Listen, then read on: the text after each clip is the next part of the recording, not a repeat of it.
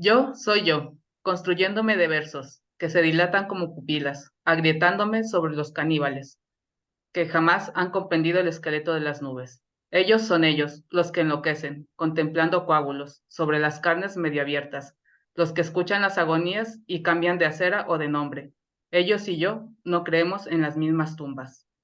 Estos versos pertenecen al poema Crónicas del Peregrino, escrito por la poeta Carolina Sánchez Pinzón, a quien como parte del programa de la materia de tendencias literarias hispanoamericanas del siglo XXI, impartida por la doctora María de Lourdes Ortiz Sánchez, tengo el gusto de entrevistar.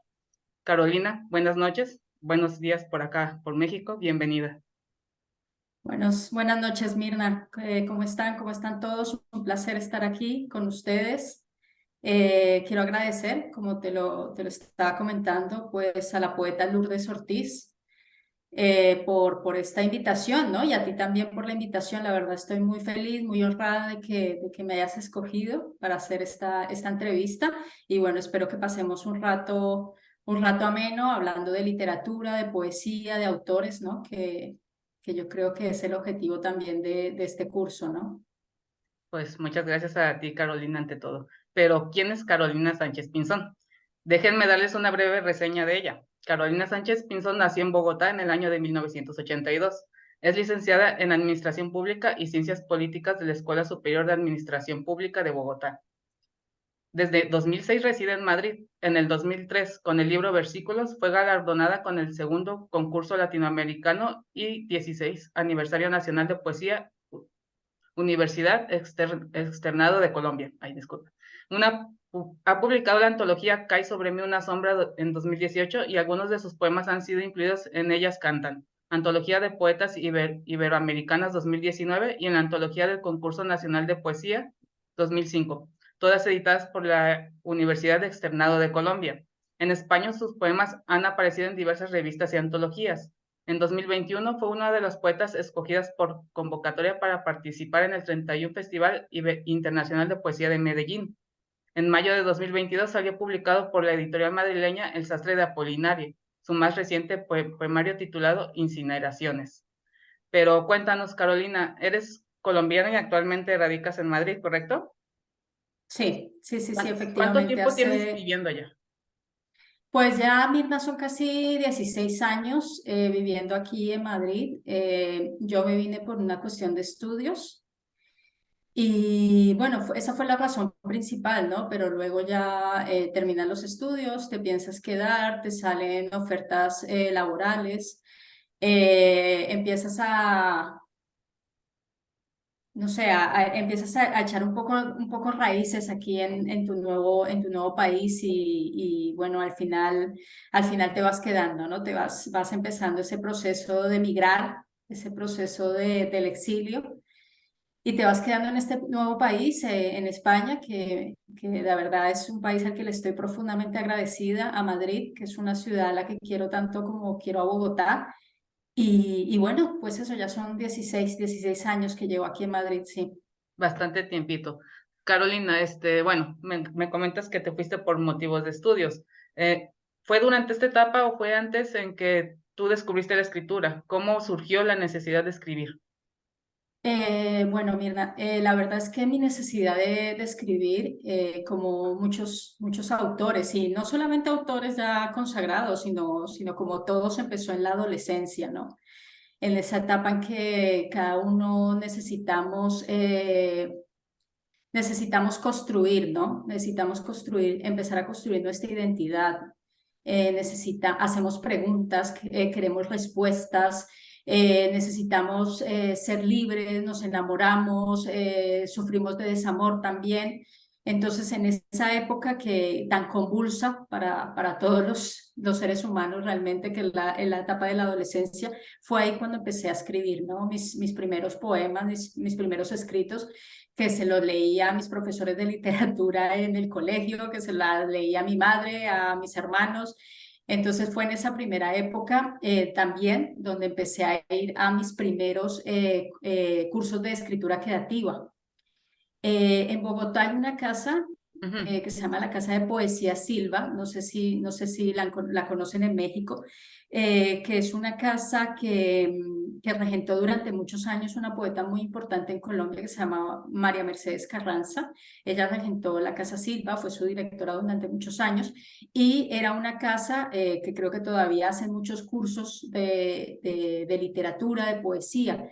Y entonces a partir de ahí también fue un gran acercamiento a la literatura, ¿no? Tener la oportunidad siendo muy joven, teniendo 15 años, 16 años, acercarme a la poesía de poetas colombianos ya consagrados y sobre todo hacer talleres con esos poetas. Yo tuve el gusto de hacer talleres en esa época, por ejemplo, con Juan Manuel Roca, con Rafael del Castillo, con poetas de un movimiento poético en Colombia llamado dadaísmo. Entonces, claro, imagínate para una persona, para una chica de 15 años tener como todo ese mundo, ¿no? Empezar como a conocer todo ese mundo poético, pues fue algo que a mí me llamó mucho la atención y ahí empecé y ya fue un no parar. ¿Te gustó? ¿Te Sí, sí, sentiste sí. abrazada por las letras? Sí, sí, encontré en ese momento, en esa época de adolescente, encontré mi mundo en la literatura, mi mundo en la poesía, encontré como ese lugar donde me podía sentir segura, ¿no? Donde podía indagar, ¿no? Me gustaba también mucho la filosofía, la historia, entonces, no sé, era como un compendio que también estaba integrado por la poesía que me permitía, ¿no? Me permitía explorar un mundo que yo quería conocer, ¿no? Yo creo que eso hace parte de ese sentimiento, de todos esos sentimientos que emergen con la adolescencia, ¿no? Entonces en la poesía encontré ese mundo para explorar. Mira, retomando esto que nos dices precisamente, te iba a preguntar por qué poesía de todas las ramas que hay de la literatura, ¿no? Precisamente poesía. Entonces, es como que fue la forma que pudiste darle más salida a tus sentimientos. ¿No exploraste otras cuento, narrativa? Pues mira, con el tiempo, realmente siempre a mí me ha gustado más la poesía, ¿no? Es verdad que siempre me he sentido como más familiarizada con la poesía, ¿no?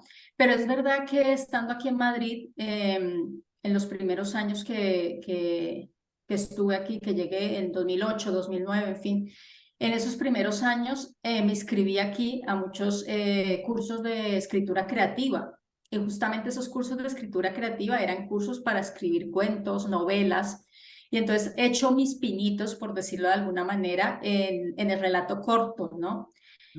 Alguna gente ha considerado que son buenos, otra gente no tanto, porque no es mi fuerte realmente, pero es algo que siempre he tenido ahí, es como algo que siempre espero poder tener el tiempo de explorar, sobre todo el relato corto, ¿no? Que me llama mucho la atención porque la novela, la verdad, la novela es algo que yo miro con muchísimo respeto a la novela, ¿no? Porque es un proceso creativo donde tienes que dedicarle muchísimo tiempo y ser como muy escrupuloso también, no tan, o sea, la poesía también lo necesita, pero digo que es un proceso como muy largo y al final la poesía me parece algo que puede llegar a ser en un breve momento como muy perfecto, ¿no? Como, no sé.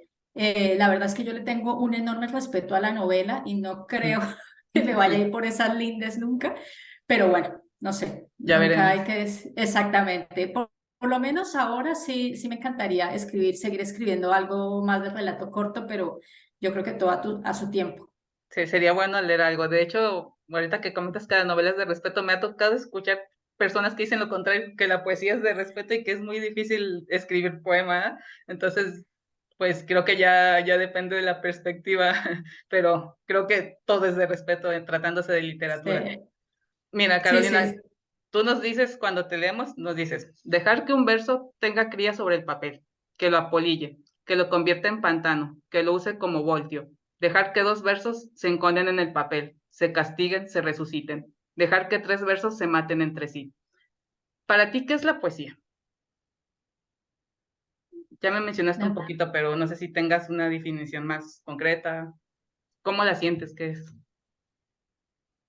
Para mí la poesía es parte de un proceso creativo, sobre todo, es parte de un proceso creativo que ayuda no sé, a los seres humanos, a los autores, a las personas amantes de la misma poesía, a encontrar un lugar en el mundo. Para mí fue ese proceso creativo que me ayudó a encontrar un lugar en el mundo, a entender lo que me rodeaba, a comprender un país como Colombia, ¿no? Que está, que ha sido mermado, ¿no? Que ha sido atravesado por tanta violencia, por tanta injusticia social, por tanto violencia hacia las mujeres, ¿no? Hacia la infancia, hacia, bueno, en fin, hacia los más vulnerables. Entonces, digamos que ha sido para mí ese proceso creativo que me ha permitido, ¿no? Explorar el mundo, conocer el mundo y también me ha permitido intentar en ese mundo tener un lugar para mí, encajar en algo. Mm. La poesía puede ser el animal más hermoso, pero también el animal más cruel, ¿no? Puede ser lo más bello que tengamos, pero también muchas veces el poema o la poesía en sí misma nos hace repensar lo que es la sociedad, ¿no? Yo estoy muy, o sea, para mí los temas sociales es algo que la poesía debe tocar, por ejemplo. Nos enfrentan a la Entonces, realidad. totalmente, totalmente. La poesía también tiene que ser algo que nos enfrente a la realidad, nos guste o no, y que también llame la atención de los lectores sobre esa realidad que nos circunda. Así que yo te diría que es ese proceso creativo que nos hace explorar el mundo, que nos permite entender el mundo, pero también encajar en ese mundo y en esa realidad. Muy bien. La poesía, ¿cómo surge? ¿Cómo es tu proceso creativo, tu proceso de creación? Si lo piensas, te llega, te inspira, lo repules, vuelves a él, lo dejas, lo desechas, lo vuelves a buscar entre las hojas tiradas. No sé. Pues mira, yo recuerdo ahora, hablando contigo, que los primeros años tenía cuadernos en papel, ¿sabes? Tenía como una especie de diarios y llenaba un montón de cuadernos. Actualmente muchos de esos cuadernos están en cajas en la casa de mis padres, que siempre les he dicho, se han mudado varias veces y siempre les he dicho, les he pedido por favor que no los tiren, porque realmente algunos los traje aquí a Madrid conmigo, pero en todos esos primeros años, pero te estoy diciendo muchos años, pudieron pasar 8 años o algo así, que escribía todo, ¿no? En cuadernos, en especie de diarios. Luego, cuando empecé a utilizar más pues el computador, pues los he pasado más, he estado escribiendo más directamente en el computador, aunque trato siempre de hacerlo en lápiz, ¿no? Ujú. Porque me gusta más esa sensación de ver la hoja, esa hoja en blanco y escribir algo, tacharlo. Soy una persona que corrige mucho, me considero que soy una persona que corrige muchísimo lo que escribe, Ujú. que hasta cierto momento nunca estoy contenta. Entonces lo escribo, lo reescribo, se lo mando a amigos. Realmente en este proceso creativo para mí ha sido muy, muy importante la opinión de mis amigos, la opinión de mis amigos y poetas, de mis amigas escritoras, ha sido fundamental, fundamental. Yo creo que el hecho de poder, ¿no? De poder mostrarle tus escritos, tus poemas a una persona que tú consideres que tiene cierta conocimiento, que te va a decir las cosas como son, que te va a corregir las cosas que creen que debes mejorar, es muy importante. También últimamente utilizo mucho el móvil, ¿sabes? El celular lo utilizo muchísimo. El blog de notas de mi El celular celular, está lleno de poemas, el práctico. muchísimo. Totalmente, porque yo creo que es verdad que la inspiración, por decirlo de alguna manera, puede llegar en cualquier momento, ¿sabes? A mí me ha llegado la inspiración aquí en el metro o en el autobús o en el trabajo también. Entonces, siempre es bueno tener algún medio, algún soporte donde puedas escribir eso para que esa idea, para que ese verso, para que, no sé, lo tengas ahí presente. Pero siempre, siempre después lo paso al papel. Me encanta lo que te he dicho, corregir, tachar, escribir al lado, no sé, eso me parece un proceso fundamental. Y la inspiración llega cuando menos lo esperas, ¿no? No es como que te avisa y para que tengas preparado el papel. Entonces yo Totalmente, recurro mucho totalmente. a los celulares para eso. ¿Cuáles consideras que son las tendencias de la literatura hispanoamericana en el presente siglo? Pues mira, justamente estos días estaba pensando en esa pregunta que tú me habías hecho. Ujú. Y yo creo que una de las tendencias, no sé si llamarlo tendencia, pero bueno, vamos a llamarlo tendencia, es ese nuevo boom de escritoras latinoamericanas, de narradoras latinoamericanas que está surgiendo con una fuerza increíble, ¿no? En España hace muy poco, en enero más o menos, hubo todo una especie como de lecturas y de coloquios acerca de ese nuevo boom latinoamericano de mujeres escritoras, eh, que yo creo que es fundamental. O sea, es muy importante que lo hablemos y que hablemos sobre eso, ¿no? Porque es ese movimiento que viene ahora, que es importante en Latinoamérica y aquí en España, sobre esas autoras, creadoras, ¿no? Narradoras. Estos días justamente estuve revisando un poco todas estas Sí. escritoras que han surgido y que tienen tanta fuerza, ¿no? Hablo, por ejemplo, de Mónica Ojeda, de Gabriela Wiener, que es una poeta peruana radica aquí en Madrid, que he tenido el placer de conversar con ella aquí, ¿no? De leer sus libros, por ejemplo, el último libro que ha escrito, Guaco Retrato, que lo recomiendo a todos, de Guadalupe Nettel, de Mariana Enríquez, de María Fernanda Ampuero. Entonces son todas esas narradoras, algunas también son poetas, como la misma Gabriela Wiener, que han insurgido, que han revolucionado, ¿no? Esas letras latinoamericanas. Y yo creo que era el momento para que surgiera con potencia ese nuevo movimiento, ¿no? Yo creo que durante muchísimos años, tanto las poetas como las autoras, las narradoras, hemos estado un poco apaciguadas, ¿no? De hecho, No se nos daba la importancia que se debía. El mismo boom latinoamericano de los 60, los 70, si tú lo piensas bien, nunca se hablaba claramente de una mujer, ¿no? De una escritora, de una narradora, de una...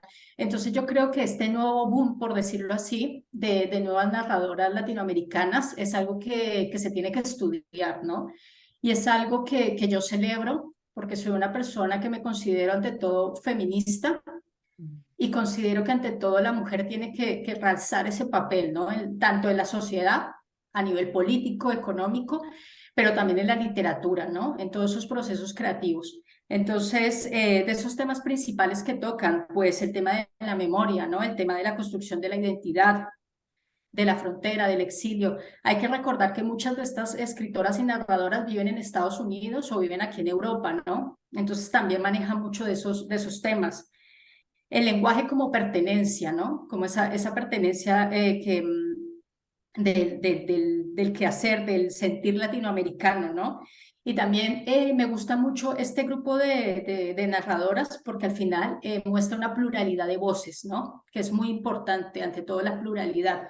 Saber que venimos de distintos sitios de Latinoamérica y que ese es uno de nuestros fuertes, ¿no? Esa pluralidad de voces. Entonces yo diría que para mí una de esas tendencias es eso, ¿no? Que está causando como mucho impacto, ¿no? la voz de la mujer. Eh, Exactamente. Recordemos que muchas de estas narradoras han empezado a publicar en editoriales independientes, ¿no? Tanto de México, de Argentina, de Colombia, y luego han pasado a ser parte de las editoriales, ¿no? De los catálogos de editoriales muy fuertes como Alfaguara, como Anagrama. Entonces, no sé, yo creo que es algo que es un fenómeno, digamos que es un fenómeno que habría que prestarle mucha atención y seguir con detenimiento. De hecho, ahora que tocas el tema, te comentaba cuando entramos aquí, a la sala de espera, que de toda la lista que nos proporciona la maestra eras la única mujer. Y realmente me llamó a mí la atención porque a pesar de que sí, ya hay más mujeres, inmiscuidas en esto de la literatura, estudiando literatura, deseando aprender, investigando, experimentando, como que aún sigue siendo el hombre quien acapara, ¿no? Los espacios literarios.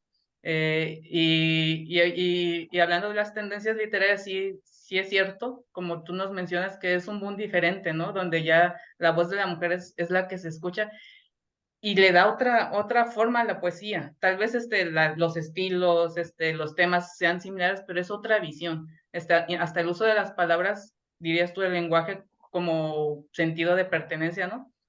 Configura la poesía de otra manera cuando escribe una mujer.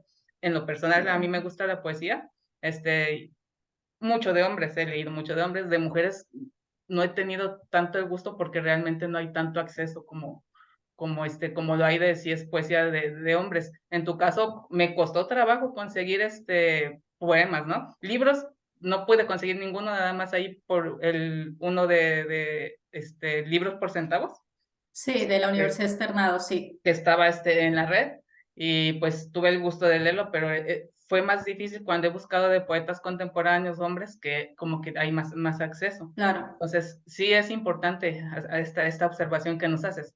Sí, sí, sí. Y yo creo que además nosotras como mujeres tenemos la misión de que eso cambie, ¿sabes?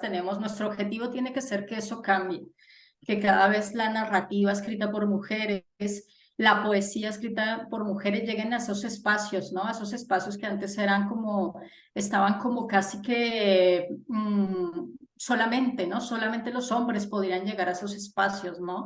De divulgación, de exploración. Yo creo que eso tiene que cambiar de una forma radical, ¿no? Dirás tú, Y ya lo se que, utilizan, perdón, ya se utilizan las editoriales independientes para poder publicarse ya no tanto como autor, sino como mujer, o sea, porque de sí, otra forma, pues no te conocen, no te dan oportunidad. hay unos proyectos bellísimos. Por ejemplo, me quiero referir a un proyecto de una editorial peruana que se llama Hipatia Editores. Claudia Prieto, si no estoy mal, el apellido, Claudia Prieto, es la editora que les digo a toda la gente que la busquen, que busquen esa editorial en Perú, que ha publicado solo mujeres, poetas, narradoras peruanas muy buenas, incluso muchas aparecen en los listados de Granta, estos listados de grandes escritores latinoamericanos de ahora, actuales. Y son proyectos preciosos. Aquí también en Madrid existen varias librerías donde solo hay literatura escrita por mujeres. Yo creo que eso hay que apoyarlo. Y nosotras tenemos casi que el compromiso social y político para eso, para apoyar a la escritura que nosotras mismas hacemos, a lo que hacen nuestras compañeras, nuestras amigas, nuestras madres, en fin, ¿no? Enriquecer. Y exactamente, y por eso es tan interesante este boom de narradoras latinoamericanas, ¿no? Que además son buenísimas, por ejemplo, hablo del caso que conozco más, Gabriela Wiener, que es esa poeta, narradora, periodista peruana que realmente sorprende mucho, ¿no? A nivel tanto de escritura poética como en su narrativa, ¿no? Es muy, muy, muy buena. Ok. Hablando de esto, creo que ya hiciste un poquito de referencia. ¿En qué consiste tu quehacer cultural o literario? Bueno, mira, yo tengo dividida mi vida. Tengo una división en mi vida. Por un lado, yo estudié ciencias políticas, ¿no? Como tú lo Mm. comentabas al principio, administración pública, una carrera que me ha gustado muchísimo. Siempre me había gustado el derecho, la antropología, la sociología. Perdóname un segundo y veo un poquito Sí, de sí, agua. adelante. Hay que hidratarnos. Con el calorcito que hace, Totalmente. ¿eh? Y, y bueno, realmente esa fue mi formación, ¿no? Una formación, pues yo creo que también muy plural, porque era una formación, pues eso, en la ciencia política, en la administración pública, en la sociología, y aquí en España trabajo en eso, trabajo en una entidad pública, trabajo en un ministerio. Entonces, por un lado está mi trabajo en eso, en el ministerio, con temas bueno, que difieren mucho del mundo literario, pero que es algo que también me gusta y creo que eso ha servido mucho para abarcar ciertos temas que utilizo, o sea, que trato en mi escritura. Eso por un lado, ¿no? Ese trabajo que tengo. Y por otro está el mundo literario, que es el que tú me preguntabas, ¿no? Yo realmente aquí en España colaboro con una plataforma que se llama la plataforma Placa, que es una plataforma de gestión cultural que justamente está coordinada por un poeta mexicano que se llama Iván Vergara, que vive hace muchísimos años también aquí en España, primero en Sevilla y luego aquí en Madrid. Y Iván, pues ha hecho la verdad un proyecto bellísimo a nivel cultural que empezó en el 2006 y que ha durado hasta el día de hoy. Entonces, por medio de ese proyecto cultural, perdón, hacemos eventos literarios, hacemos recitales, sobre todo contamos con instituciones que nos apoyan a nivel de México, por ejemplo, hace 8 días estábamos en la Embajada de México aquí en España. colaboramos mucho con el Fondo de Cultura Económica y ha sido una experiencia muy bonita porque ha servido para aunar todas las voces latinoamericanas que hay aquí en Madrid. Entonces nosotros hacemos muchos eventos con poetas venezolanos, peruanos, mexicanos, chilenos, colombianos. Intentamos que todas esas voces emergentes, jóvenes que están surgiendo aquí en Europa, perdón, se den, ¿no? Darles visibilidad. Sobre todo, a mí me gusta hablar mucho de los chicos y las chicas muy jóvenes, poetas venezolanos que han llegado aquí a España, ¿no? La poesía venezolana era una poesía que yo conocía, por ejemplo, bueno, de los grandes poetas, ¿no? Ujú. Pero no conocía esas voces que se estaban dando, Nuevas. ¿no? Esas voces nuevas. Entonces, esas voces son las que nos gusta apoyar desde la plataforma Placa, ¿no? Crear puentes. Y eso ha servido también para que todos esas nuevas voces que están aquí en España se conozcan, ¿no? Poder hacer esa clase de eventos que unan pues a poetas argentinos con mexicanos, poetas chilenos, con colombianos, en fin. Entonces, mi quehacer literario, básicamente aquí en Madrid, es ese, el apoyo a la plataforma Placa y bueno, y divulgar también mi poesía, ¿no? En todos los medios que se puedan, ¿no? En las revistas, en otros eventos que también me invitan, de participar en lugares como La Parcería, que es un centro cultural aquí muy importante de población migrante. Eh, También he estado en el Fondo de Cultura Económica. Pues no sé, yo creo que todos los medios donde te den visibilidad y puedas también compartir tu escritura son bienvenidos, ¿no? Y es importante porque impulsan y Mm, inspiran. Y más ahorita donde lo que es la globalización nos ha permitido acceder a gran cantidad de información y tener ese golpe en la cultura por parte de escritores experimentados como tú y todos los que nos has nombrado, que realmente sería enriquecedor leerlos, es como que un empujoncito para quien no se atreve o para no dejar que caiga, ¿no? Que caiga la cultura mm. o que se demerite la poesía o la literatura como tal. Carolina, estudiar arte, literatura, letras, ¿para qué? ¿Crees que es necesario para el escritor, para el artista? Yo creo, a ver, desde mi experiencia, mi Nos formación comentabas que es, tuviste cursos, buscaste, ¿no? claro, claro, claro. Mi formación, como lo comentábamos, pues es una formación donde, claro, la parte humana ha sido muy importante, ¿no? Y yo siempre he intentado que siempre que estoy, como he estudiado aquí en España, he estudiado más másteres y maestrías relacionadas pues con la ciencia política, con la administración pública, con la gestión pública, con la evaluación de políticas públicas.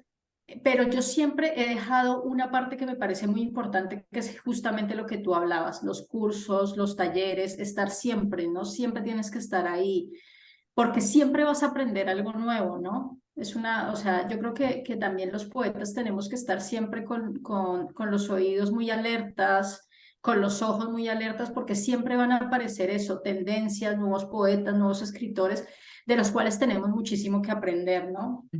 Algo muy bonito que ha pasado con todos estos eventos que yo te digo que hacemos en la plataforma Placa es justamente el conocer todas esas nuevas voces, ¿no? Que realmente son voces que vienen cargadas de una potencia increíble. Entonces, yo creo que siempre es bueno eso, o sea, estar ahí en los talleres, en los cursos donde te permitan eso, ¿no? Seguir explorando, seguir conociendo. Y claro, es vital, yo creo que es vital. Sobre todo yo creo que tanto en los narradores como los poetas es importantísimo la lectura. Importante, es clave la lectura.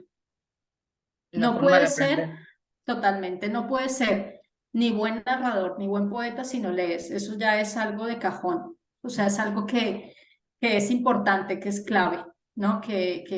Sobre todo aquí en España están surgiendo poetas, estos poetas que utilizan mucho las redes sociales, el Instagram, el Facebook, el TikTok para darse a conocer, pero que tiene pues una literatura y una escritura muy, muy superficial, ¿no? Muchos dicen que no es necesario leer a los grandes autores, que no es necesario Estudiar. estudiar, estar al tanto de las vanguardias y eso. Y yo creo que realmente es importantísimo leer. O sea, nunca vas a poder ser un buen escritor, un buen poeta si no lees. Fíjate, retomando esto que tú nos estás mencionando, me ha tocado a mí asistir a talleres que hacen personas realmente que les gusta, no tanto que tengan la preparación, porque donde vivo no hay, no hay acceso a, a una preparación, a cursos de calidad literaria. Y en alguna ocasión me tocó escuchar a alguno que publicó, se autopublicó y mencionaba que no era necesario. Tal vez sí se tenga el talento para poder escribir, pero ahora como tú lo mencionas, leer, conocer, ver otras tendencias, otras vanguardias, hasta te enseñan a explorar el lenguaje de otra manera, ¿no? Entonces yo sí Totalmente. diferí un poco con él. Yo creo que tanto en el arte como en otras ciencias, en otros ámbitos de la vida, es necesario siempre prepararse hasta cierto punto, ¿no? Bueno, no hasta cierto punto, no, prepararse bien. Sí, no, Entonces, no, no, es que yo creo que es algo que, siendo un poco radical, es algo que ni siquiera debería entrar a discusión, ¿sabes? La lectura tendría que ser primordial, o sea, primordial. O sea, para ser un buen escritor, un buen poeta, un buen narrador, siempre, siempre, siempre tienes que tener la lectura como una de tus objetivos, o sea, leer, o sea, de pronto también la corrección, ¿no? Yo creo que hay que hacer mucha corrección y también yo creo que hay que hacer muchísima autocrítica, hay que hacer mucha autocrítica, crítica. muchísima autocrítica, porque yo creo que hay Atreverse a, muchos. dirías tú, mostrar a los que saben, a los que no saben, para que te orienten, para que te encaminen. Totalmente, totalmente. Tienes que hacer eso, acercar tus escritos a otras personas que consideres que tienen como esas capacidades, ¿no? Para ayudarte a discernir qué puede ser bueno y qué no, qué debes también seguir trabajando. Pero yo creo que hay que ser muy autocríticos ante todo. O sea, hay que ser muy autocríticos. Yo he conocido a mucha gente aquí en España que llega de pronto a un estándar, a un podio y ya, ya de ahí no, ¿sabes? O sea, Baja.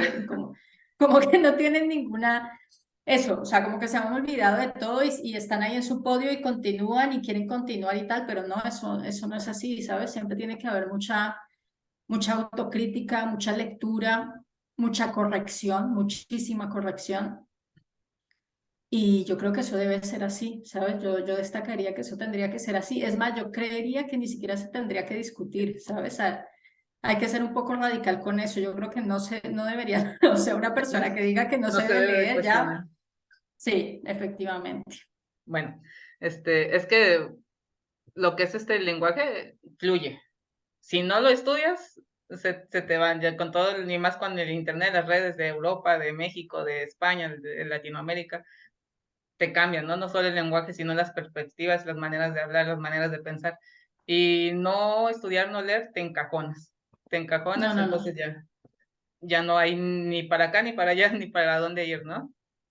No, En no, no. Además que aniversario, es un proceso precioso, Mirna. O sea, descubrir nuevas voces, descubrir nuevas escrituras, nuevas formas de utilizar el lenguaje es un proceso precioso, ¿sabes?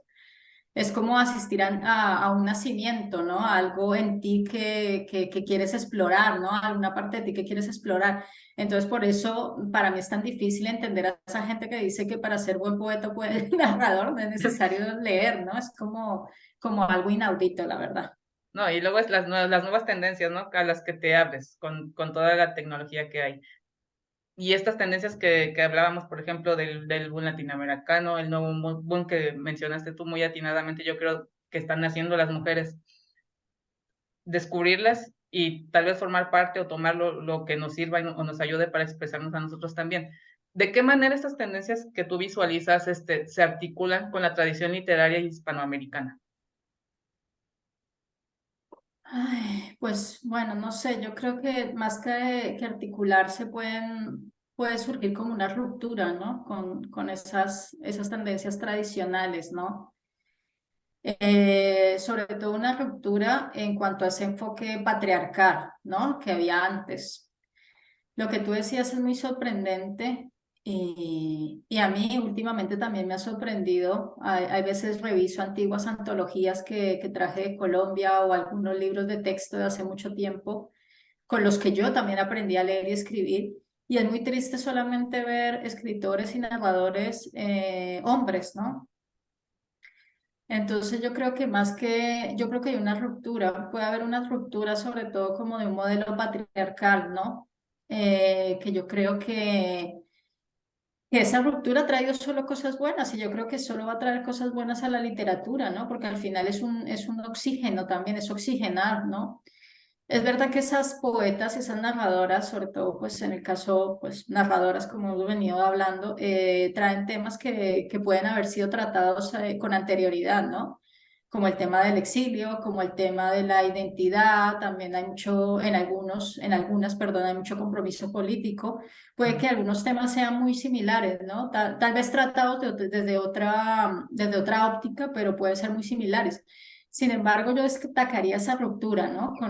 Con ese modelo patriarcal, que yo creo que es algo que es algo que nosotras como mujeres, pues, tenemos que intentarse, o sea, no volver a ese modelo tradicional, Seguir en lo donde mismo.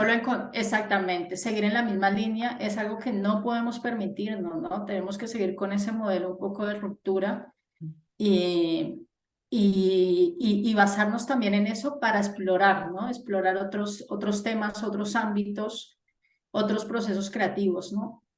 Como romper algo que no se conoce, ¿verdad? Exactamente. En el aniversario 31 del Festival Internacional de Poesía de Medellín, dedicas tu lectura a las víctimas del conflicto armado que se vivía en tu país. Incluso tienes un poema titulado Masacre de Bojayá, masacre Sí, ocurrida en 2002, como consecuencia de un enfrentamiento entre la guerrilla y los paramilitares. Más allá de la carga emotiva y la sensibilidad que se percibe en tu poesía, que he tenido el gusto de leer un poco, personalmente puedo percibir fuerza, aunque no con violencia. Es una poesía de carne y hueso que suaviza el grito de todo aquello que se calla.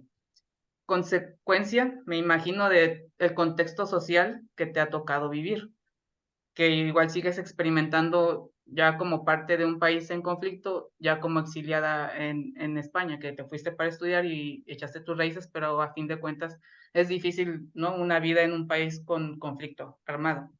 Este, sí. Yo creo, Mirna, que el tema de la violencia en Colombia es un tema que yo creo que nos ha atravesado a todos los narradores y a todos los poetas colombianos y que nos seguirá atravesando. Mira, yo ahora me encuentro escribiendo otro libro de poesía y quiero dejar otro capítulo justamente a hablar de eso, de la muerte de los líderes sociales, de todas esas protestas que tuvieron, que en el 2019 se dieron en Colombia unas protestas muy, muy fuertes, donde también dejaron muchas muertes, hubo muchas masacres a raíz de esas protestas. Entonces yo decía, bueno, estoy escribiendo ya casi que un cuarto libro aquí en España, después de estar 16 años viviendo aquí, pero otra vez vuelve a surgir esa necesidad, ¿no? Yo creo que es una necesidad que me atrevería a decir que nos va a perseguir siempre a todos los poetas y a todos los narradores que hemos vivido en un país como Colombia. desde tu perspectiva, Es, pues tu función es esta, ¿no? Visibilizar. ¿O cuál es yo la creo, función del escritor de esta época? sí, sí, totalmente, totalmente. Yo creo que hay que visibilizar esa injusticia social, esa, hay que visibilizar a todos esos colectivos vulnerables que existen en Colombia, ¿no? Yo creo que yo creo que eso sería uno de los objetivos de mi poesía, visibilizar sobre todo esos colectivos desfavorecidos, ¿no? En un Tu momento compromiso fue, social con la creación sí. literaria. Totalmente, yo creo que también emerge de haber estudiado o nace de haber estudiado ciencias políticas y de haber también durante muchos años, pues claro, yo estudié ciencias políticas, pero también estudié sociología, estudié antropología, entonces claro, es algo que al final yo creo que me queda de eso, ¿no? Estudié en una universidad pública también en Colombia, que eso ya te marca muchísimo, porque son las universidades públicas en Colombia, no sé si sucede en México igual, pero tienen una gran conciencia social, un gran compromiso social. Entonces, eso me ha quedado aún de esa época y continúo trabajando en eso. Por ejemplo, la plataforma Placa, una, uno de los objetivos que también tiene es un poco hacer visibilizar justamente ese racismo, esa xenofobia, esas prácticas contra lo inmigrante o contra lo que no está normalizado, por decirlo de alguna manera, que existe también en España, ¿sabes? Por eso también trabajamos con muchísima población inmigrante. Entonces yo creo que siempre he sentido como esa necesidad de dar voz a toda esa población, a todos esos colectivos que no la tienen, que somos, Mencionaste hace un rato la pluralidad de voces y creo que mucho sí, tiene que ver precisamente con los diferentes conflictos o situaciones sociales que se viven en cada país. Y sí he notado, por ejemplo, que en el caso de Colombia o en otros países que tienen este tipo de conflictos, la poesía tiene una carga emotiva y fuerza, a veces que es como que dices, la impotencia, ¿no? Y es la manera en que fluye, ¿no? En que sale y en que la gente lo grita, los poetas lo gritan. totalmente, totalmente. Además que hablabas del festival, de esa edición del Festival de Medellín, justamente esa edición fue sobre eso, sobre esa poesía de más compromiso social, sobre esa poesía que hablaba también de la importancia de llegar a una justicia, ¿no? Una justicia económica, política, social para esa gente, esos colectivos vulnerables. Son temas que yo te digo una cosa, son temas que siempre van a estar ahí, siempre van a estar ahí. Por ejemplo, ahora aquí en Europa siempre me ha preocupado mucho el tema también de la gente, pues de los inmigrantes, ¿no? España es un país que recibe a mucha población que viene del norte de África, pero también de Siria. Y también me preocupa eso, ¿sabes? También me preocupan esos inmigrantes que están cruzando esa frontera ya entre México y Estados Unidos y ver esas noticias, todos esos inmigrantes venezolanos que atraviesan la Ya. selva del Darién. No sé, son temas que yo creo que a todos nos deberían tocar, ¿no? No deberíamos ser indiferentes ante eso. Es una Y yo parte de creo, nuestra realidad social ya. exactamente, yo creo que la gente que podemos hacer que eso sea visible a los ojos de los demás, que podamos que por medio de un poema, de un escrito, de un cuento, de lo que sea, transmitir esa problemática y hacer que la gente reflexione sobre eso, yo creo que eso ya tenemos todo ganado, ¿sabes? O sea, a mí siempre me ha impactado mucho cuando después de una lectura o de un recital o de algo, alguien se me acerca y me dice, mira, ese poema que he leído sobre la masacre de Bojayá me ha llegado mucho. Conozco a gente que ha estado en el conflicto, conozco a víctimas de la violencia, conozco a desplazados. Eh, no sé, cuando esas personas o esos lectores se te acercan o te dicen o te escriben, yo creo que ahí ya has cumplido con una parte de ese objetivo, ¿sabes? De visibilizar que existe esa problemática. ¿No? De que la gente no se tape los ojos, sino decir, mira, existe esto, tendríamos que trabajar todos para que esto no sucediera, ¿sabes? Es a fin de cuentas, la literatura, pues hemos visto, es resultado del contexto social que se está viviendo, ¿no? Que vive cada escritor. Entonces es inevitable no usarla como manera para reflejar lo que está sucediendo, ¿no? Porque a fin de cuentas, cuando uno ve algo, es cuando dices, bueno, hay que hacer algo. Mientras se mantenga callado, pues quién sabe, ¿no? ¿Quién dijo, quién vio, quién vivió? Entonces, también es parte de un homenaje, ¿no? Darle voz a los que a los que ya no pueden hablar. Entonces, sí me Totalmente. parece muy, muy importante. Y este poema en particular de la masacre, sí, sí lo leo y sí se siente, ¿no? Todo este conflicto, todas estas emociones que crea vivir en un país así. Yo no, afortunadamente, este, no he experimentado una situación así. México, a pesar de, pues, que del crimen organizado, que esto, que el otro, considero que todavía es un país un poco más tranquilo. Entonces, tal vez hasta cierto punto eso ha forjado a nuestros escritores, a nuestros temas, a nuestros estilos. Entonces, me enfrento a otra realidad aquí, por ejemplo, con tu poema, y la reconozco y digo, bueno, ¿qué estamos haciendo, no? Como escritores hablamos de lo que vivimos y, y si tenemos forma de vivir a través de la literatura situaciones así, pues también hay que apoyarlos, ¿no? Hay que ser el medio de generar un cambio, ¿no? Para humanizarnos ante todas estas situaciones que muchos, la mayoría, me atrevo a decir, la mayoría de los países viven, ¿no? En cierta forma. Totalmente, sí.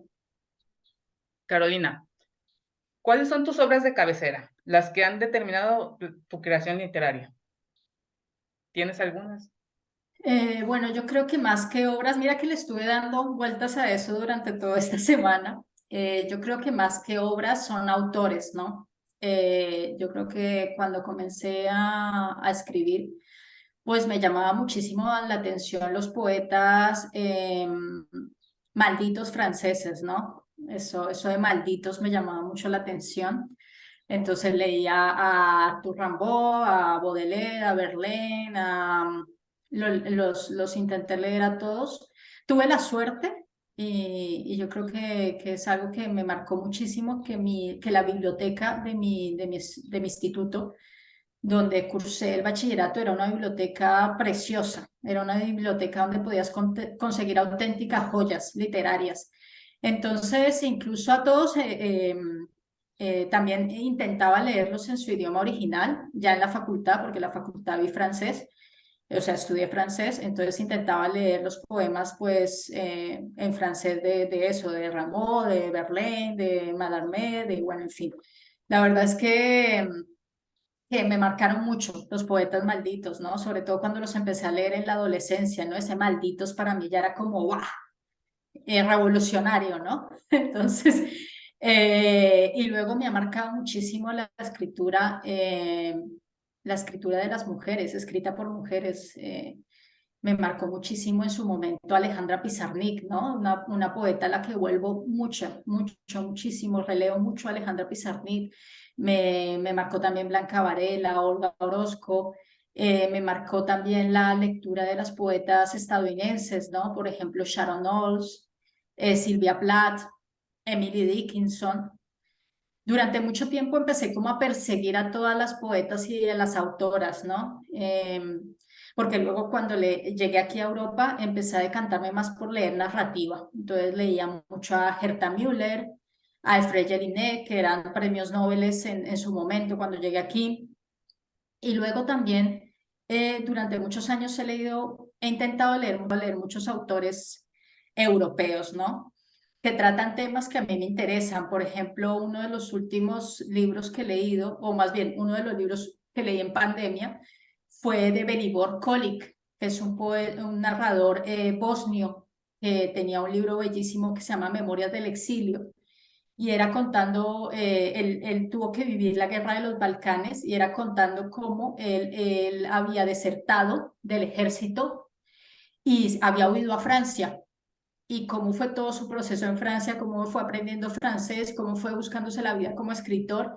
Entonces narra todo el tema del exilio y también ha sido muy interesante. Realmente no tengo una línea así muy, sino es como, no sé, como por épocas, ¿sabes? Como que por épocas voy leyendo eso. Al principio, pues, poetas malditos franceses, luego poesía escrita por mujeres de Latinoamérica, luego norteamericanas, luego narradores europeos, no sé. Yo creo que, Para cada época, yo, exactamente, yo creo que por épocas me he obsesionado con ciertos autores.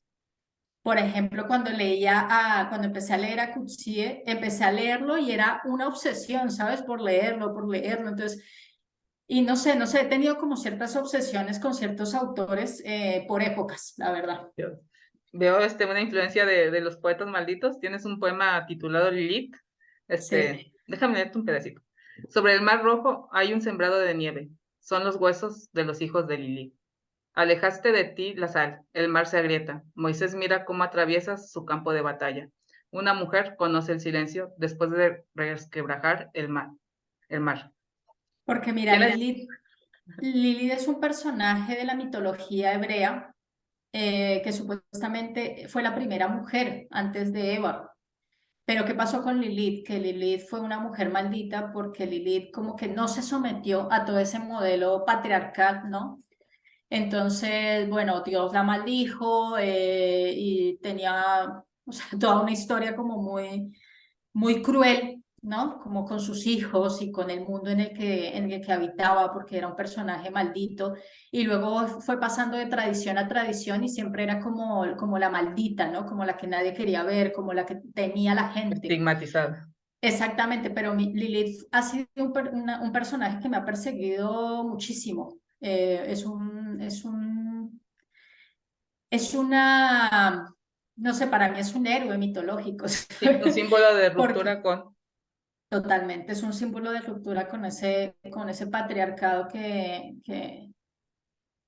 al que yo siempre he sido como muy crítica, un patriarcado que he sido muy crítica con él, sobre todo en una sociedad como Colombia, ¿no? Que ha sido una sociedad muy machista, donde las mujeres, ha habido mucho rechazo, ¿no? Hacia las mujeres, o sea, como que la mujer solo estaba para tener hijos, estar en su casa y mantener contento a su esposo. Y ya, no había más futuro para las mujeres, ¿no? Obviamente eso ha cambiado, ¿no? Ha habido pasos gigantescos, se ha cambiado mucho. Pero claro, en Colombia sigue habiendo resistencia en algunos sectores, ¿no? Todavía sigue habiendo resistencia y sigue viendo que las mujeres deberían quedarse en casa solo para criar y mantener al esposo. Entonces, claro, te encuentras con un personaje como Lilith, que lo que dices tú, rompe con todo, y pues claro, ¿cómo no se va a convertir en uno de mis personajes favoritos? Es que, Emerge, es que emerge la lead que llevamos dentro cuando... sí, es inevitable que se convierta en un personaje que yo admire y que he admirado también mucho. ¿Qué obras nos puedes recomendar? No sé si tengas 5 títulos que nos puedas referir. Pues mira, yo he sacado esto de mi biblioteca hoy, porque me encanta además revisar libros de mi bibliotecas para sacarlos. Y, o sea, yo creo que el libro que debería leer todo el mundo, Desgracia, de Coetzee, justamente, de este premio Nobel sudafricano, un excelente narrador. Yo creo que cualquiera de los títulos, pero yo me decantaría por por Desgracia. Otro libro que también me ha gustado mucho últimamente, y es hablando de estas escritoras del boom, es este Guaco Retrato de Gabriela Wiener, que también es un libro que creo que vale mucho la pena. Eh, y ya de poesía, me gustaría mucho, eh, no sé en México si se pueda encontrar algún libro de esta poeta española que se llama Ada Salas. Es una poeta que me ha gustado mucho desde que llegué a España. Yo creo que cualquier libro de ella, pues o sea, es una muy buena aproximación como eh, a un mundo como del origen, a un mundo como de la identidad, no sé, es una poeta que recomiendo mucho, Ada Salas. También me recomiendo mucho a Herta Müller, que es una narradora que te estuve hablando de ella, a Herta Müller, cualquier libro de ella. También tiene algo de poesía, pero yo la he leído más en narrativa, me gusta ¿Qué mucho. libro es ese que tienes ahí de ella? En Tierras Bajas, que es un libro como de relatos breves. Ah, muy bien. Entonces, también recomiendo mucho a Herta Müller. Y bueno, para terminar, creo que los tengo aquí, pero te lo digo, eh, cualquier libro de Alejandra Pizarnik, ¿no? Yo creo que es una poeta importantísima, no solo para el contexto latinoamericano, sino para el contexto de la literatura a nivel mundial. Yo creo que Alejandra Pizarnik es una poeta que ha marcado muchísimas generaciones y es una poeta que seguirá marcando a muchas generaciones. Yo he conocido aquí en España a poetas hombres que adoran a Alejandra Pizarnik, ¿sabes? Les tienen una devoción enorme. Y yo creo que cualquier libro de Alejandra sería una buena, no sé, una manera muy buena incluso de aproximarse a la literatura, a la poesía. Nos dejas unas muy buenas tareas. Sí, sí, sí. Bueno, Carolina, pues agradezco profundamente el tiempo que nos has regalado y la enriquecedora oportunidad que nos has brindado de compartir con nosotros este espacio. Para concluir esta conversación, quisiera saber si hay alguno de tus poemas con el que más te identifiques o que sea tu preferido que nos puedas compartir. Pues mira, Mirna, justamente ya que hemos estado tratando el tema de la violencia en Colombia, hay un poema que aparte aparece en varias antologías mías que se llama Metamorfosis y es un poema que habla acerca del desplazamiento en Colombia, ¿no? Entonces yo creo que sería una bonita manera pues de terminar, ¿no? Esta entrevista. Te escuchamos. Metamorfosis. Mi cabeza flotando entre luciérnagas, entre jeringas con más de una gota de sangre, entre carnicerías de moscas, entre silencio. Mi cabeza perdida como vagina de muñeca de plástico en cualquier basurero. Contempla el paso de larva a mariposa, de bala a cadáver. Mi cabeza flotando entre manos y pies de otros, entre los sonidos del aullido del animal que llega sin invitación a la ciudad, entre cráneos de cabras, entre los eclipses que siempre aparecen en los destierros. Mi cabeza flotando entre los ojos de Dios, el cirujano, entre pesadillas que como pan sostienen a los hombres, entre este país de injertos. Mi cabeza puede contar hasta 3 para desaparecer. Mi cuerpo, no. La guerra, tampoco. Poesía de carne y hueso, con mucha alma. Muchas gracias, Mirna. Muchas gracias, Carolina. No, a ti, muchas gracias por este espacio, por hacer llegar mis palabras, mi escritura, mi poesía allí a México, que como hablábamos antes de la entrevista, es un país al que quiero muchísimo, que de verdad he conocido poetas y autores mexicanos increíbles y bueno, es un país que espero que pronto tenga la oportunidad de ir a conocer. Esperemos tener el placer de recibirte pronto. Y tus nuevos libros también, porque necesitamos leerte para conocer y para disfrutar. Pues mira, Mirta, justamente ahora con este nuevo libro, que es este libro de incineraciones, que ha publicado una editorial independiente aquí, el Sastre Apollinaire, hay algunos poemas que han aparecido en internet, en algunas publicaciones, sobre todo de Latinoamérica. Yo creo que si la gente que quiera buscarlo y que me busque como Carolina Sánchez Pinzón, se va a dar cuenta bueno, que hay poemas de este libro que aparecen en internet, ¿no? En algunas entrevistas que también me han hecho, en algunas publicaciones en México, creo, en Estados Unidos, y aparecen como trozos de algunos de estos poemas, ¿no? Entonces, si quieren Pues buscarlos, pues también, vamos a pues, buscarlo. sí, pueden hacerlo, que están además. Hay una reseña de este libro que ha hecho hace muy poco un poeta y traductor y crítico bastante reconocido aquí en España, al que le agradezco muchísimo que lo haya hecho, Eduardo Moga, que es lo que te comentaba, un poeta, traductor aquí con bastante relevancia y ha hecho una reseña de este libro que aparece en un periódico español que se llama Nueva Tribuna y justo salió hace un par de días, así que yo creo que si ponen mi nombre va a aparecer la reseña por si Ok. quieren, por si quieren leerla. Vamos a hacerlo. Muchas gracias, Carolina. No, a ti, Mirta. Muchísimas Excelente gracias. noche. Muchas gracias. Muchas